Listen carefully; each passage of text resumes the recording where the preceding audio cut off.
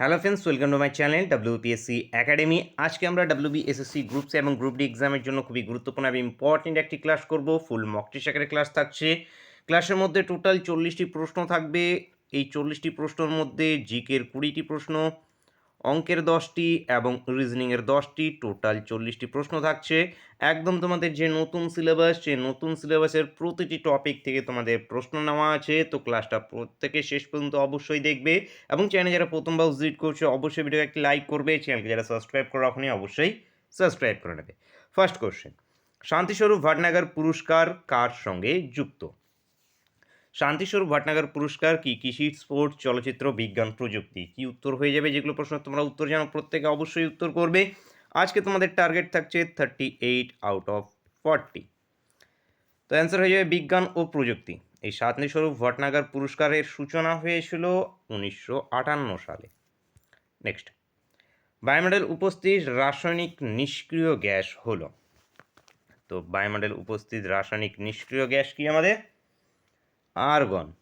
Argon রাসায়নিক নিষ্ক্রিয় gas. Answer option এ। Argon কি একটি নিষ্ক্রিয় গ্যাস বা নোবেল গ্যাসের মধ্যে চলে আসে? নোবেল গ্যাসগুলো আর কি কি আছে? হিলিয়াম, নিয়ন, আর্গন, জেনন, ক্রিপ্টন, রেডন, এগুলো সবগুলো কি আমাদের? টোটাল 6টি আছে, 6টি। 18 নম্বর গ্রুপে অবস্থিত পর্যায় সারণীর এগুলোতে। নেক্সট, নিচের কোনটি হিমাচল প্রদেশের লোকনৃত্য নয়? হিমাচল প্রদেশের লোকনৃত্য নয় ধাকনি। ধাকনি এখানে হিমাচল প্রদেশের লোকনৃত্য নয়, এটি গোয়ার লোকনৃত্য। ভাকরানাগাল বাঁধ কোন নদীর উপরে অবস্থিত? শতদ্রু নদীর উপরে ভাকরানাগাল বাঁধ অবস্থিত। শতদ্রু নদী। Answer option C. Next, Birbhum জেলার সদর শহর কি? বীরভূম জেলার সদর শহর সিউড়ি। সিউড়ি বীরভূম জেলার সদর শহর। নেক্সট, এশিয়ান গেমস 2030 কোথায় অনুষ্ঠিত হবে? এশিয়ান গেমস 2030 কাতারে হবে। কাতারের দোহা শহরে। তো দোহা এখান থেকে উত্তর, উত্তর অপশন এ। 2026-এরটা হবে জাপানে। নেক্সট, পরিবেশ সংরক্ষণ আইন কত সালে পাশ হয়? পরিবেশ সংরক্ষণ আইন 1986 সালে পাশ হয়েছে। 1986 সালে পরিবেশ সংরক্ষণ আইন পাশ হয়। আধুনিক কম্পিউটারের জনক বলা হয়? Charles Babbage. আধুনিক কম্পিউটারের জনক চার্লস ব্যাবেজ। অ্যান্সার অপশন এ। কোন স্তরে রেডিও তরঙ্গ প্রতিফলিত হয়? রেডিও তরঙ্গ প্রতিফলিত হয় আয়নোস্ফিয়ারে। আয়নোস্ফিয়ারে রেডিও তরঙ্গ প্রতিফলিত হয়। জাতীয় মহিলা কমিশন কবে গঠিত হয়? 1992 সালে জাতীয় মহিলা কমিশন গঠিত হয়েছে। 1992। নিচের কোন শহর প্রাসাদের শহর নামে পরিচিত? প্রাসাদের শহর বা সিটি অফ প্যালেস কাকে বলা হয় আমাদের? কলকাতাকে। কলকাতাকে city of palace, city of জয়ও বলা হয়ে থাকে। তো উত্তর আমাদের অপশন ডি। অপশন ডি এখান থেকে কারেক্ট অ্যান্সার। বায়ুমণ্ডলের সর্বনিম্ন স্তর কোনটি? ট্রোপোস্ফিয়ার বায়ুমণ্ডলের সর্বনিম্ন স্তর ট্রোপোস্ফিয়ার। অ্যান্সার অপশন এ। সিলি পয়েন্ট শব্দটি কোন খেলার সঙ্গে যুক্ত? এই যে সিলি পয়েন্ট, এটি ক্রিকেটের সঙ্গে যুক্ত। ক্রিকেট। উত্তর অপশন বি। ভাংড়া কোন রাজ্যের নৃত্যকলা? ভাংড়া পাঞ্জাবের নৃত্যকলা। পাঞ্জাব। উত্তর option C. 1 KB equal to কত বাইট? 1024 বাইট। 1024 বাইট বা 1 কিলোবাইট। নেক্সট, কম্পিউটারের গণনার একক কি? কম্পিউটারের গণনার একক হবে বাইট। বাইট এখান থেকে উত্তর, উত্তর option A. Next, equal pay for equal work বলা আছে ধারা 39D-তে। 39D-তে equal pay for equal work, এটি ডিপিএসপির মধ্যে মানে নির্দেশাত্মক নীতির মধ্যে। ভারতের প্রথম মহিলা মুখ্যমন্ত্রী সুচেতা কৃপালানি। সুচেতা কৃপালানি ভারতের প্রথম মহিলা মুখ্যমন্ত্রী ছিলেন। ওজন দিবস কবে পালিত হয়? 16ই সেপ্টেম্বর ওজন দিবস পালিত হয়। 16ই September. Answer option A. Sikshashree প্রকল্প কবে চালু হয়? শিক্ষাশ্রী প্রকল্প 2014 সালে চালু হয়েছে। 2014 সালে শিক্ষাশ্রী প্রকল্প চালু হয়েছে। জিকের 20টি প্রশ্নের মধ্যে কতগুলো উত্তর করতে পেরেছো জানাবে প্রত্যেকে। নেক্সট অঙ্কের প্রশ্নগুলো দেখো। ফার্স্ট অঙ্কের প্রশ্ন কি বলেছে, যে পচা মাছের জন্য মাছ বিক্রেতা 10% ক্ষতিতে মাছ বিক্রি করে, মাছের ক্রয় মূল্য 250 টাকা হলে বিক্রয় মূল্য কত হবে নির্ণয় করতে হবে আমাদের এখানে।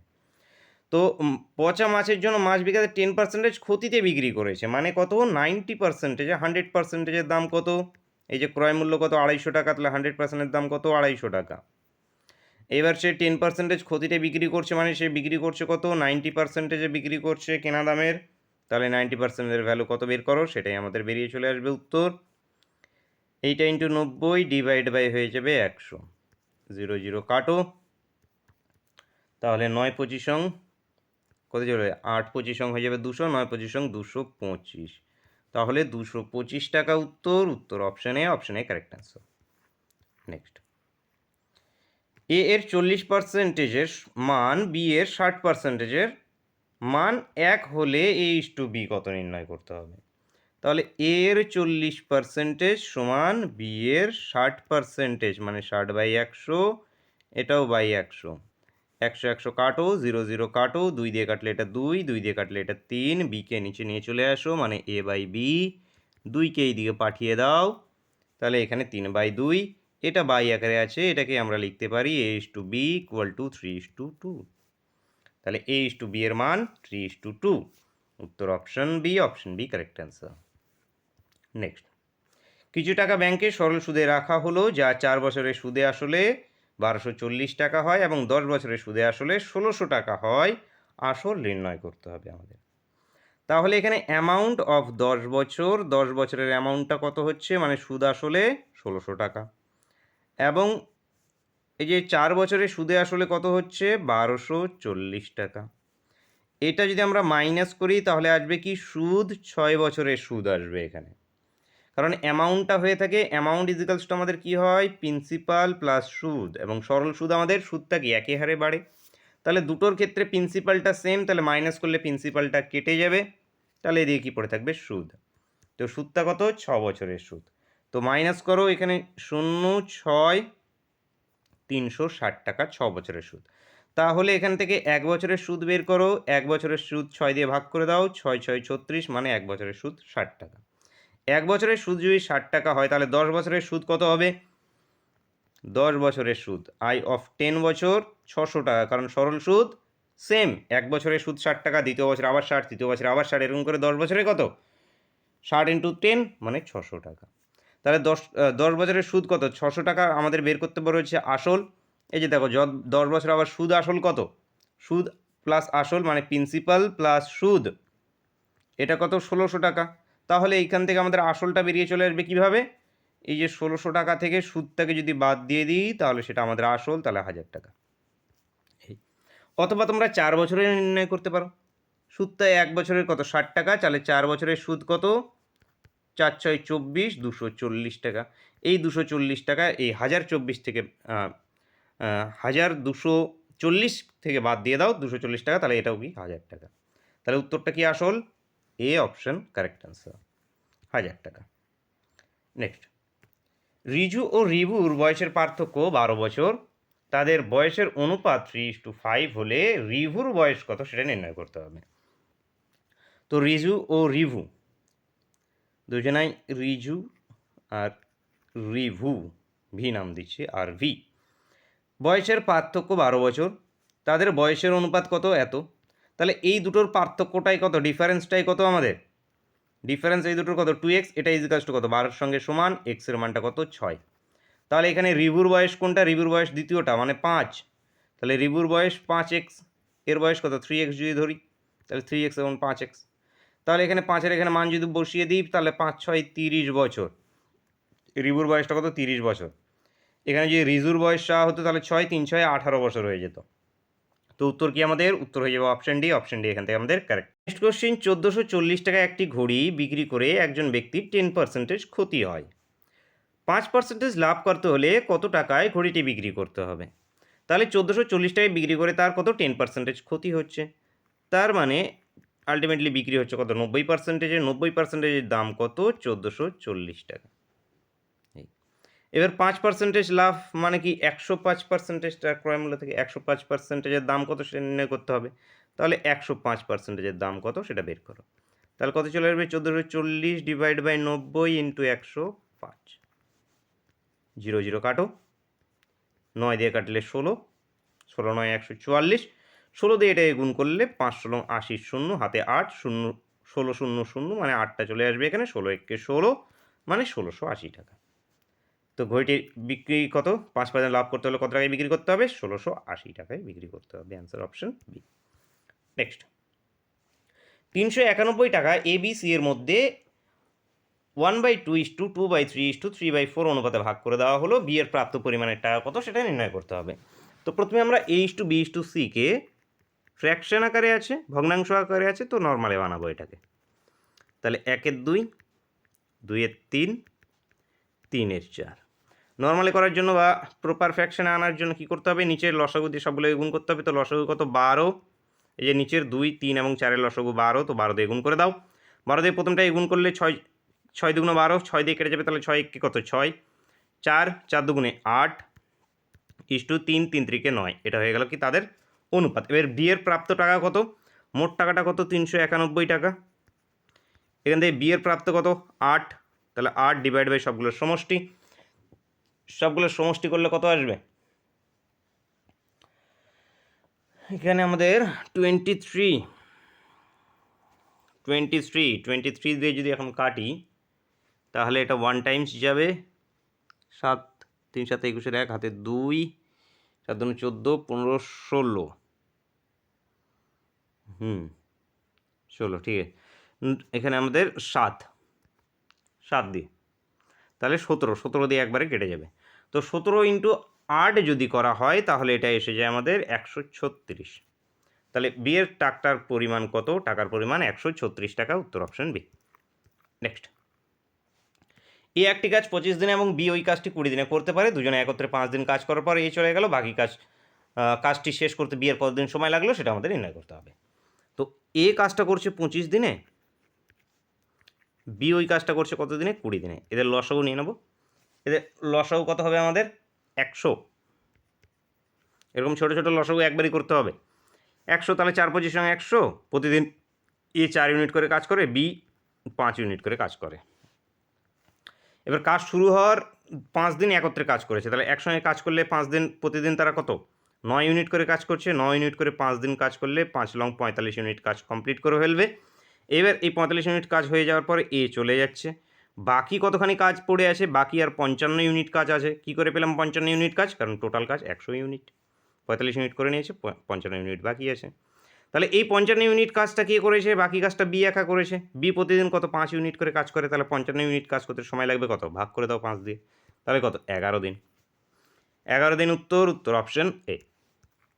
নেক্সট, এক ব্যক্তি বাড়ি থেকে যাত্রা শুরু করে 15 কিলোমিটার পার ঘন্টা বেগে কিছু দূরত্ব যায় এবং ওই স্থান থেকে 10 কিলোমিটার পার ঘন্টা বেগে পূর্ববর্তী স্থানে ফিরে আসে। তাহলে এই যাচ্ছে, এই আসছে। এক্স কিলোমিটার পার ঘন্টা, ওয়াই কিলোমিটার পার ঘন্টা যাওয়া আসা। গড় গতিবেগটা কী হবে এখানে? গড় গতিবেগটা হবে 2xy divide by x plus y. মনে রাখবে, খুব ইম্পর্টেন্ট ট্রিক, একবারে উত্তর বেরিয়ে চলে আসবে। তাহলে কি 2 ইন্টু 15 ইন্টু 10 ডিভাইড বাই 2 যোগফল মানে 25। 5 দিয়ে কাটলে 5 5 25, 5 দিয়ে কাটলে 5 দুগুণ 10, 5 দিয়ে কাটলে 3 5 15, তাহলে 3 দুগুণ 6, 6 দুগুণ 12 কিলোমিটার পার ঘন্টা। গড় গতিবেগটা কত? 12 কিলোমিটার পার ঘন্টা। উত্তরটা অপশন বি। অপশন বি এখান থেকে আমাদের কারেক্ট অ্যান্সার হয়ে যায়। নেক্সট কোশ্চেন, একটি পরীক্ষায় 60% পরীক্ষার্থী ইংরেজিতে এবং 70% হিন্দিতে পাশ করে, 40% উভয় বিষয়ে পাশ করে। শতকরা কতজন পরীক্ষার্থী উভয় বিষয়ে ফেল করেছে সেটা আমাদের নির্ণয় করতে হবে। উভয় বিষয়ে ফেল কত পার্সেন্টেজ সেটা বের করতে হবে। তো এই আমাদের টোটাল স্টুডেন্ট, এর মধ্য থেকে এই আমাদের 60% যারা ইংলিশে কি পাস, এদের ইংরেজিতে পাস কত? 60%।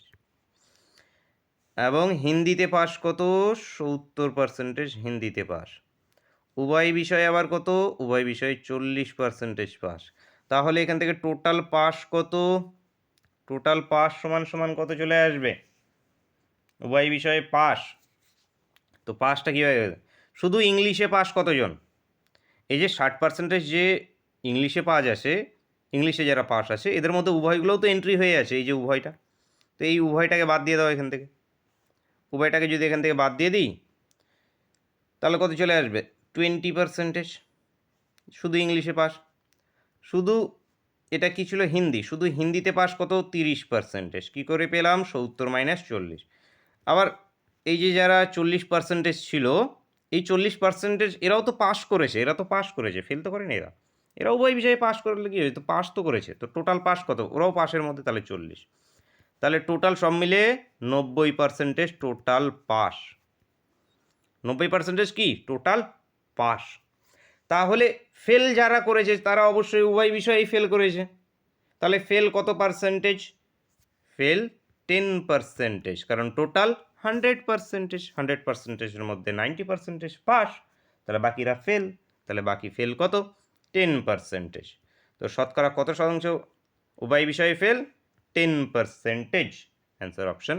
নেক্সট কোশ্চিন, একটি বিদ্যালয়ে ছাত্রছাত্রীর সংখ্যার অনুপাত 4:5। যদি 100 জন ছাত্রী বিদ্যালয় পরিত্যাগ করে তবে অনুপাত এসে দাঁড়ায় 6:7। বিদ্যালয়ের ছাত্র সংখ্যা কত নির্ণয় করতে হবে? তো ছাত্র ধরে নিচ্ছি 4x, ছাত্রী 5x। এবার কি 100 জন ছাত্রী বিদ্যালয় পরিত্যাগ করছে, তাহলে ছাত্র পরিবর্তন হচ্ছে না, ছাত্রী কি হচ্ছে? -100 জন হয়ে যাচ্ছে। এটা অনুপাতটা হচ্ছে 6/7। গুণ করো 5 6 30x -600 সমান সমান 4 7 28x। এটাকে এইদিকে নিয়ে গেলে এটা আসবে কত? 2x সমান সমান 600। x এর মানটা আসবে কত?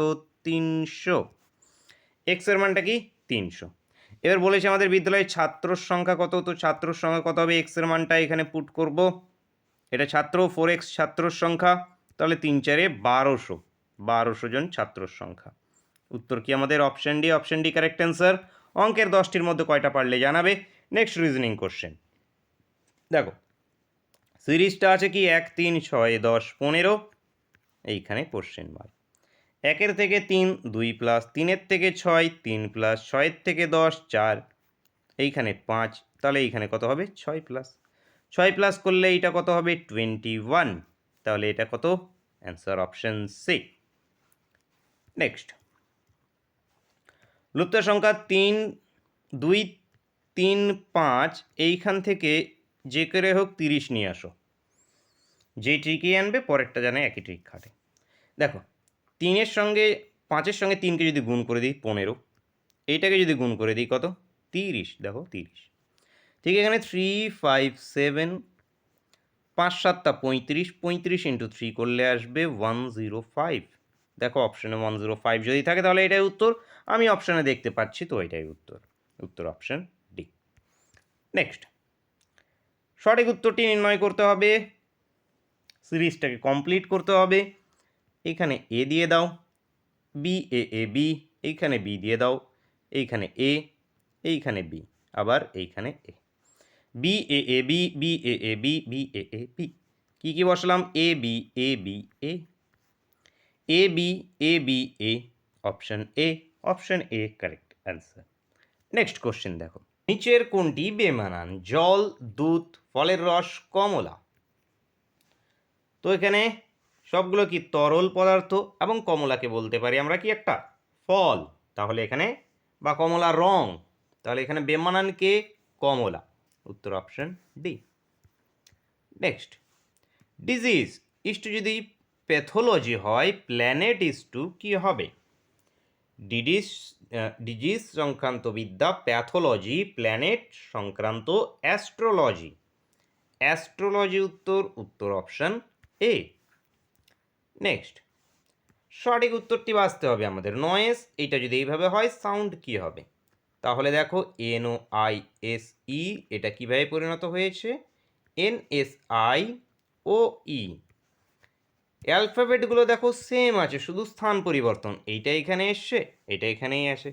এস এখানে, ও এখানে, আই এখানে মিডিলে ঢুকে গেছে, মানে এই সাইডটা এদিকে চলে গেছে, এটা এখানে স্থান পরিবর্তন হয়েছে শুধু। তাহলে SOUND, এইটা এস এর পরিবর্তন হবে না, ডি এর পরিবর্তন হবে না। এন হয়ে যাবে এখানে, ও হয়ে যাবে এখানে, ইউ মিডিলে। এই তাহলে SNUE ওডি, SNUOD আছে অপশন সিতে। অপশন সি এখান থেকে আমাদের সঠিক উত্তর। নেক্সট, কোনো সাংকেতিক সংকেত অনুযায়ী 1 2 3 bright little boy, 1 4 5 tall big boy, 6 3 7 beautiful little flower হলে ব্রাইটের সংকেতকে নির্ণয় করতে হবে। তাহলে দুটোর মধ্যে কমন নাম্বার কি আছে? 1, কেটে দাও। কমন মানেগুলোর মধ্যে কি আছে দেখো তো, দুটোর প্রথম দুটোর মধ্যে বয়, বয়কে কেটে দাও, মানে 1 ডিনোট করছে বয়কে। এইবার এইটা এবং এইটার মধ্যে কমন কে? 3 নম্বর, 3 নম্বরে কেটে দাও। মানেগুলোর মধ্যে কমন দেখো কি? লিটিল, লিটিল কেটে দাও, তার মানে 3 ডিনোট করছে লিটিলকে। তাহলে পড়ে থাকলো কি? এখানে 2, এখানে ব্রাইট, তার মানে 2 ডিনোট করছে কাকে? ব্রাইটকে। তাহলে ব্রাইটের সংকেত কি? 2। এবার অপশানে দেখতে পাচ্ছি 2 নেই, কিন্তু একটা অপশান আসে কোনোটিই নয়, তাহলে উত্তরটা কোনটা হবে? কোনোটিই নয়, কোনোটিই নয় এখানে উত্তর, উত্তর অপশান ডি। দেখো কি আছে নেক্সট কোশ্চেন। MNOPQ 5 জন মেয়ে একটি সারিতে দাঁড়িয়ে আছে। তো এই যে সারি, একটি সারিতে তারা দাঁড়িয়ে আছে। কিভাবে দাঁড়িয়ে আছে? এটা হয় বাঁ দিক, এটা হয় ডান দিক। PQ এর ডান দিকে, PQ এর ডান দিকে আছে, NQ এর বাঁ দিকে আছে, NQ এর বাঁ দিকে আছে, কিন্তু M এর ডান দিকে আছে, তাহলে M এখানে M এর ডান দিকে আছে। PO এর বাঁ দিকে আছে, PO এর বাঁ দিকে আছে, তাহলে O এখানে O এর বাঁ দিকে আছে। সারির একদম ডান দিকে কি আছে? একদম ডান দিক, এইটা O এখানে আছে, তাহলে O একদম ডান দিকে আছে। উত্তর অপশন সি, অপশন সি এখানে কারেক্ট অ্যান্সার। নেক্সট, সঠিক অর্থযুক্ত অর্থ অনুযায়ী পরপর সাজাতে হবে। ফলাফল, বেতন, পড়াশুনো, চাকরি, পরীক্ষা, চাকরি। তো অর্থ অনুযায়ী যদি পরপর সাজাই তাহলে কি? প্রথমে তুমি এখন পড়াশুনো করছো, পড়াশুনো কি করে? পরীক্ষা দেবে তুমি, পরীক্ষা দেওয়ার পরে পরীক্ষার রেজাল্ট বেরোবে, ফলাফল, ফলাফল বেরিয়ে তুমি পাশ করে চাকরি পেয়ে গেলে ইন্টারভিউ দিয়ে, তো চাকরি হয়ে গেল তোমার। এবার চাকরি হওয়ার পরে তোমার কাছে বেতন ঢুকতে শুরু করলো। তো এইটা হবে আমাদের সিকোয়েন্সটা, 3 4 1 5 2, 3 4 1 3 4 3 4, হ্যাঁ option B, 3 4 1 5 2, answer option B, option B correct answer. Next, K O M হলো জি এর সন্তান। জি এর সন্তান কারা? কে এবং এম, কে মেল, কে ফিমেল জানি না। জি আর এর সাথে বিবাহিত, জি আর এর সাথে বিবাহিত। এস জি এর বোন, এস জি এর বোন। এ আর এর একমাত্র পুত্র, এ আর এর একমাত্র পুত্র, এ আর এর একমাত্র পুত্র হলে এরা দুজন কি? এরা দুজন কন্যা, এরা দুজন কি? কন্যা। এবার পি কে এর পুত্র, পি কে এর পুত্র, পি এই যে কার পুত্র? কে এর পুত্র। প্রশ্ন আছে এম পি এর কে হয়? এম পি এর কে হবে? আচ্ছা, মায়ের বোন, মায়ের বোন কে হবে? এই যেটা মায়ের বোন, এরা দুজন যেহেতু বোন, তাহলে এম পি এর কে হয়? মায়ের বোন মাসি হয়, তো মাসি উত্তর, উত্তরটা হয়ে যাবে আমাদের অপশন ডি, অপশন ডি এখান থেকে কারেক্ট অ্যান্সার। আশা করি বুঝতে পেরেছো। কোনো ডাউট থাকলে অবশ্যই কমেন্ট করে জানাবে। এই আমাদের টোটাল আজকের 40টি প্রশ্ন ছিল। তো তোমরা কতগুলো উত্তর করতে পারলে? 38টি টার্গেট দিয়েছিলাম আউট অফ 40, কতগুলো উত্তর করতে পেরেছো জানাতে ভুলবে না। প্রিভিয়াস ক্লাসগুলোকে প্লেলিস্ট ভিজিট করে অবশ্যই দেখবে, এবং তোমাদের সামনেই এক্সাম, তো অবশ্যই রেগুলার মক টেস্ট দেবে এবং মক টেস্টকে অ্যানালিসিস করবে অবশ্যই। যেই সমস্ত প্রশ্নগুলোকে পারছো না, যে কোনো টেক্সট বই থাকুক না তোমার কাছে, সেই টেক্সট বুক থেকে অন্তত একটা মক টেস্ট দেবে। মক টেস্ট দেওয়ার পর যেগুলো প্রশ্ন পারছো না, সেই প্রশ্ন বা সেই টপিকগুলোকে অবশ্যই অ্যানালিসিস করবে। তো দেখা হচ্ছে নেক্সট ক্লাসে। Thank you for watching.